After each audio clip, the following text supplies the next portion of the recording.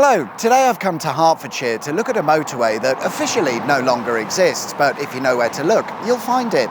It was known as the A41M, and it was going to be a motorway that ran from the north side of Watford to the west side of Tring, with talks of further extensions taking it beyond Aylesbury and down to the M1 motorway.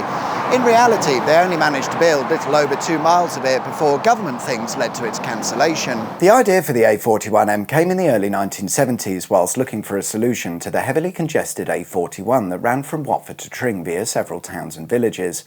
Initially, they were going to build multiple bypasses for each town, but someone thought, why bother when you can just build one massive bypass? And why stop there? Let's make it a motorway.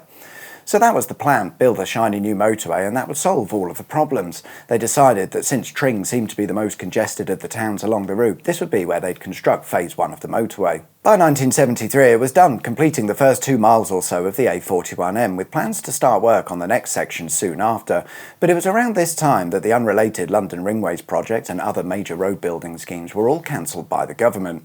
This didn't really have anything to do with the A41M as such, but the government piled all of its resources into creating the M25, a bodge job of a motorway made out of Ringway project leftovers.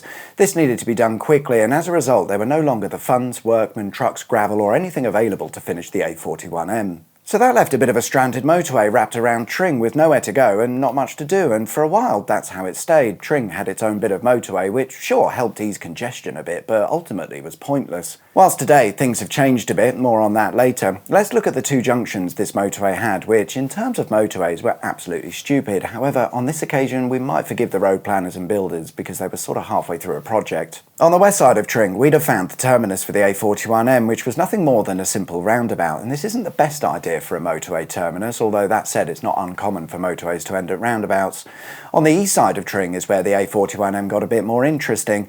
At the time the motorway ended here, but that was never the intention, and the junction was built with a view of more road to come at a later stage, resulting in a bit of an odd arrangement where you had what appears to be a normal junction that immediately comes to an end, and you're left with a single carriageway road of sorts connecting you to the local roads. It's not exactly clear as to how this was supposed to work, but one source suggests that the single carriageway would have been one way, allowing you to join the A41M at this point but not exit. You'd be forced to exit beforehand using the junction's slip road.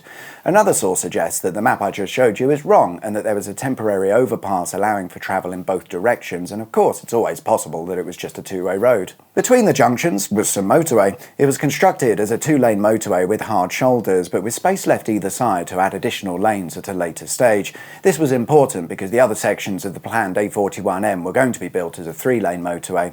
And that's about it for the A41M. There's not much more to it. Until there was.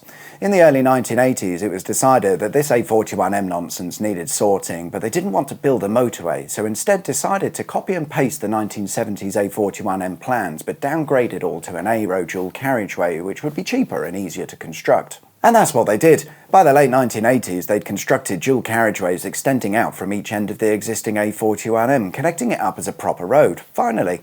The problem with that is that you've now got a 2-mile motorway sandwiched between sections of A road, but the simple solution was to downgrade the A41M to match the A road regulations, and in 1987 the A41M would have its blue motorway signs removed and swapped out for the green A road style signs, along with any other signs mentioning the A41M removed. But like I said at the start, if you know where to look, you'll find the old motorway.